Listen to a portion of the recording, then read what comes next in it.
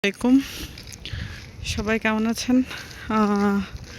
আমি আছি এখন চায়না শিনচিয়াংয়ের শিয়াহাজি সিটিতে।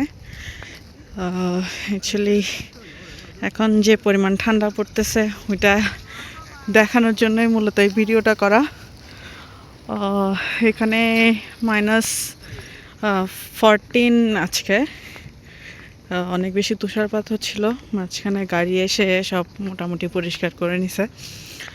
তো যেটা বলার সেটা হচ্ছে যে চায়নাতে যদি সবচেয়ে বেশি ঠান্ডা পড়ে থাকে সেটা হচ্ছে এক হারবিনে, আর এক হচ্ছে শিনজিয়াংয়ে। এত মাত্রাতিরিক্ত ঠান্ডা যে কথা বলাই মুশকিল হয়ে গেছে আর কি। সবাই আমার জন্য দোয়া করবেন যেন এই ঠান্ডার মধ্যে সারভাইভ করতে পারি, যেন আল্লাহ আমাকে সারভাইভ করার মতো সুযোগ সুবিধা দেয়। এই যে বিল্ডিংটা দেখতেছেন, বিশাল বিল্ডিংটা হচ্ছে আমাদের সেন্ট্রাল লাইব্রেরি।